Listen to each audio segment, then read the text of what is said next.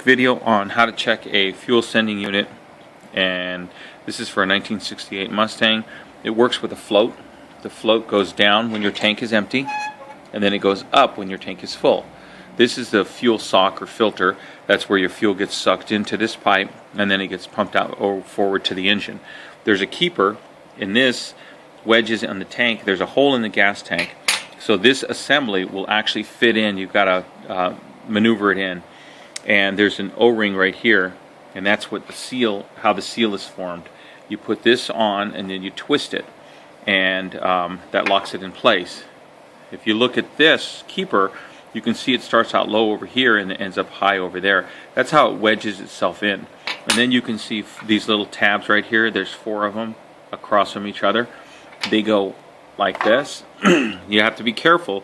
If you decide to use a screwdriver going across that tab and this tab, what you're going to do is you're going to put the screwdriver on this side and then on this side, and then you're just going to twist it like that.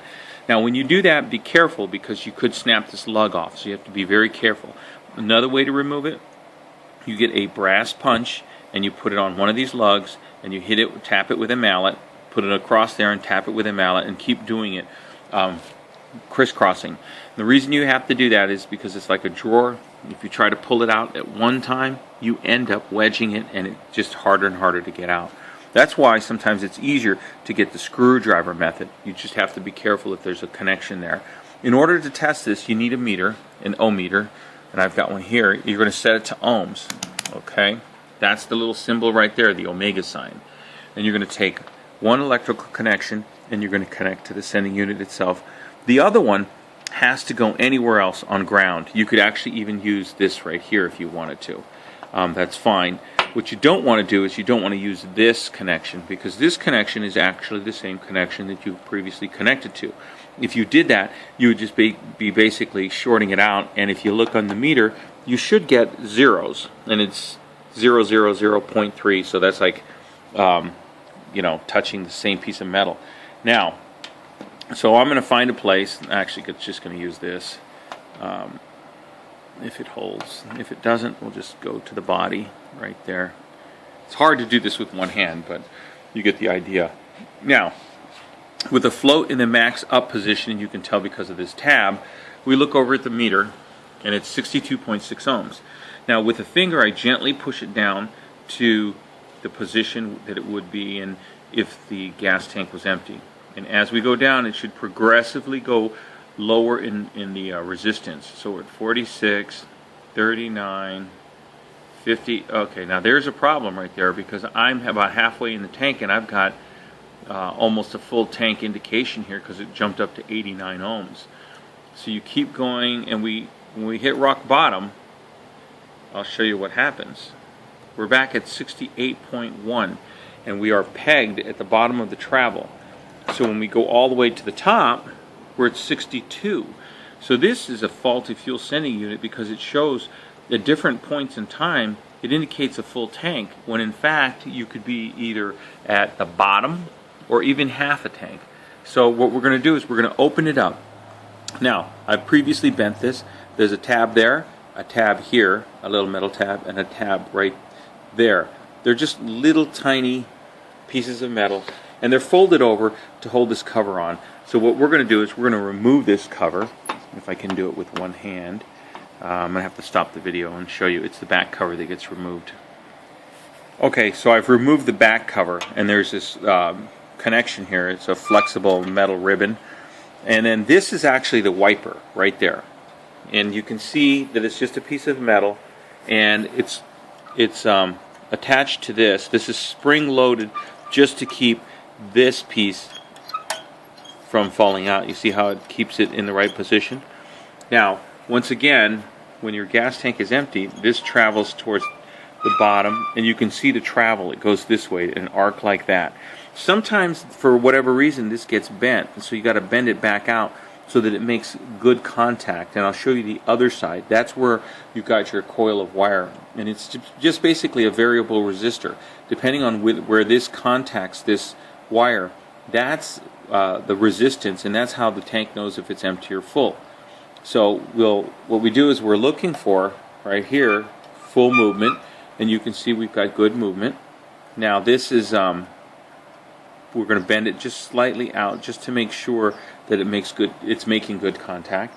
And we're going to rotate this and flip the assembly over so you can see inside of this piece. And in there you can see right in there the wires, and they go from smaller to larger.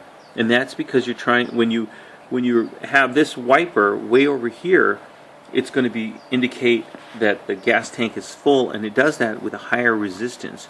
And as you go down this way, you've got less wire between this connection and wherever the wiper is, and therefore it should show a lower resistance, which should indicate an empty gas tank. So the question is, why is it when the wiper is coming down here, all of a sudden it jumps up and it shows a high resistance? And I think it's because either this wiper arm was bent in the wrong position, so it would pop and spring and jump up a little bit and give the wrong resistance, or else it's possible these wires here are either broken or they're corroded or dirty. So I'm going to check those connections. You can clean that with an eraser. You can bend that tab, and then we'll try it again. Carefully, right there you see a little shiny thing. That is the wiper, and it's made of copper, and it's partially worn. So what I'm going to do is, because this sender unit is either repairable or it's junk, is I'm going to put a dash of solder right on that and kind of build that pad up and see if that helps. This is the end result. And what I did was I applied just a dab of solder right there. And you can see that there is a dark spot over here. And what that dark spot is basically the copper pad wiped off, so much so that the solder wouldn't stick to the rest of it. So the other thing you have to watch out is it's a flux core solder, so the flux kind of ran down here and I had to scrape that clean. But what I'm going to try to do is, because this appears to be copper as well, I'm going to scrape that one corner and see if I can't build solder up on it.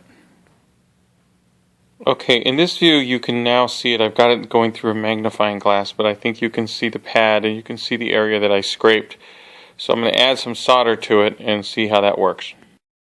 See the after pictures, and the pad looks like I got most of it.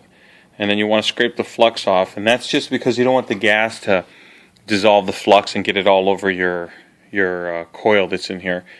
So now that we've got that, what I'm going to do is take it back out to the table and see if I can shape this in the correct shape so that it maintains that arc evenly when it wipes against the coil wire. So now we've got it adjusted, and here's the full.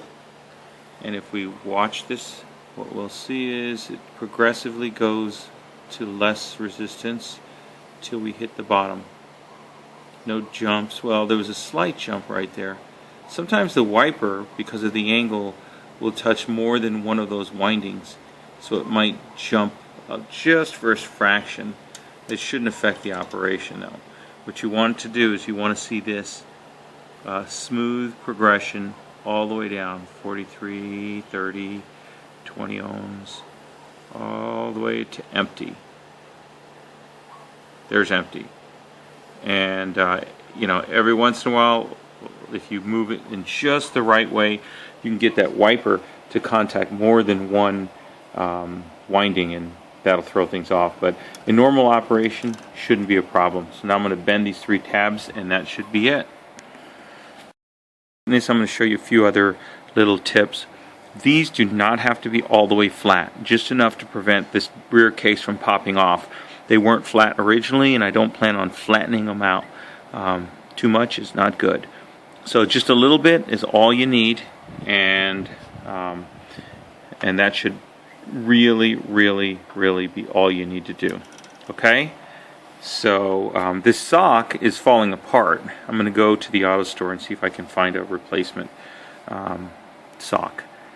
And that's it for now. I'm going to measure the shaft and then go to the auto parts store.